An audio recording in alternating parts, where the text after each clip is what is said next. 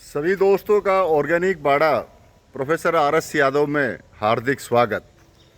दोस्तों, आज मैं आपसे जिनके भी आपने गार्डन मेंटेन कर रखे हैं, मैं एक अच्छे टॉपिक पर आपसे बात करूंगा। और वो मेरा टॉपिक है कि जो आप नेट फाउंडेशन तैयार करते हैं उसमें किन चीज़ों का ध्यान रखें। आज का मेरा विषय है, अगर एक फाउंडेशन आप तैयार करते हैं तो उसका उद्देश्य क्या है, किस उद्देश्य के लिए आप उसको तैयार कर रहे हैं। दूसरा, उसका साइज। और तीसरा, उसकी आकृति और प्रकृति। कुल मिलाकर के मैं आज आपको नेट फाउंडेशन के भूगोल के बारे में बात करूंगा। बाड़े के अंदर 5-6 नेट फाउंडेशन हैं या स्ट्रक्चर हैं। ये पहला आपके सामने है, ये पैरेलल है। इधर जो फाउंडेशन है वो भी पैरेलल है, लेकिन यहाँ जो बीच में फाउंडेशन है वो पैरेलल नहीं है, वो एक बॉक्स के रूप में है। इधर आइए, सामने मैं एक और फाउंडेशन दिखाता हूँ। ये भी एक बस की तरह है जिसके दोनों एंट्रेंस खुले हैं। और यहाँ एक फाउंडेशन है, वो एल शेप में है। अब आइए इनके बारे में मैं आपको जानकारी देता हूँ। फाउंडेशन बनाने से पहले उसकी प्लानिंग आप अवश्य कर लें। अक्सर होता ये है कि जिस साइज़ का हम फाउंडेशन चाहते हैं उस साइज़ की नेट नहीं मिलती है, और जिस साइज़ की नेट है उतना बड़ा फाउंडेशन या छोटा फाउंडेशन की हमें आवश्यकता नहीं होती है। तो अब आइए दोनों के बीच का रास्ता निकालते हैं।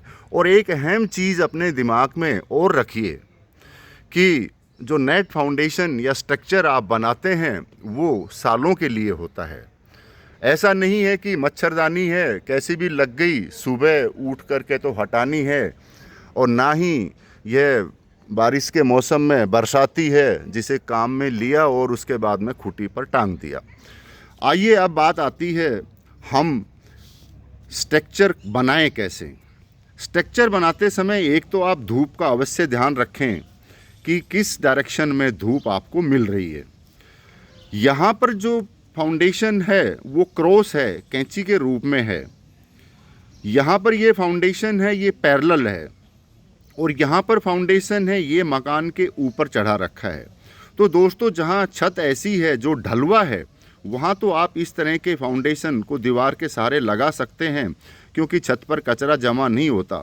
लेकिन अगर आपका छत फ्लैट है और आप इस प्रकार का फाउंडेशन उसके सहारे खड़ा कर देते हैं तो पीछे से आपको जाने में और छत पे जब बेल जाती हैं तो कचरा भी इकट्ठा होता है। तो इस तरह के फाउंडेशन बनाने से बचें। यहाँ अगर मकान के साथ फाउंडेशन बनाना है तो उसे वर्टिकल पैरेलल बनाइए, ताकि आप पीछे से भी आ सकते हैं और साफ़ सफाई कर सकते हैं और फल तोड़ सकते हैं। तो ये जो 4 तरह के फाउंडेशन के डिज़ाइन मैंने आपको बताए, इसमें से आप चूज़ करिए। इसके अलावा जो 5वां फाउंडेशन है वो बहुत महत्वपूर्ण है। इस फाउंडेशन में आप मान लीजिए आपके पास 10 बाई 10 का स्पेस है, यानी वो 100 स्क्वायर फीट हो गया। तो यहाँ आप उसका 5 गुना इस्तेमाल कर सकते हैं, यानी 500 स्क्वायर फीट में। ये मान लीजिए ये एक बॉक्स नुमा होता है, और नीचे की ज़मीन जो है, जो अंदर का हिस्सा, वो आपके पास खाली रहता है। उसमें आप वो पौधे या गमले रख सकते हैं जो छाया में होते हैं। और आप इसके ऊपर यहाँ आप एंट्रेंस गेट भी छोड़ सकते हैं और अंदर जा कर के कुछ भी कार्य कर सकते हैं। और मेंटेनेंस के हिसाब से भी ये बहुत कारगर है। कम जगह का सबसे ज़्यादा इस्तेमाल अगर करना है तो इस तरह के स्ट्रक्चर का इस्तेमाल करें। इस पर उस प्रकार के जो छाया भी दें, फल भी दें। और स्ट्रक्चर का एक फ़ायदा है, उसकी हाइट आप इतनी ही रखिए जितना कि आप जो काम करने वाला ज़्यादा जो मेहनत करता है वो अगर ऊपर हाथ उठा करके उसमें से फल तोड़े, इससे ज़्यादा नीचा नहीं होना चाहिए कि आपके सर पे टच हो। क्योंकि खड़े होकर फल तोड़ना में आप झुक कर के तोड़ोगे तो आपको फल नहीं दिखाई देगा।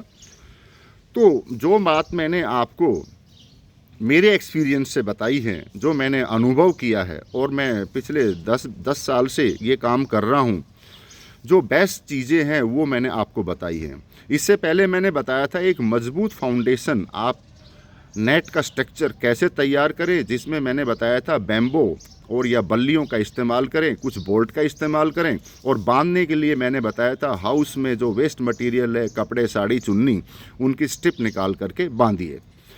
लेकिन दोस्तों ऐसा नहीं है कि हर जगह मौसम एक जैसा रहता है, तो आप मौसम के अनुसार मटेरियल का चुनाव कर सकते हैं। धन्यवाद दोस्तों। जानकारी अच्छी लगी हो तो कृपया लाइक करना, और अगर कोई सुझाव है तो आप मुझे अवश्य भेजें ताकि मैं भी अपने कार्य में सुधार कर सकूं। धन्यवाद सभी को।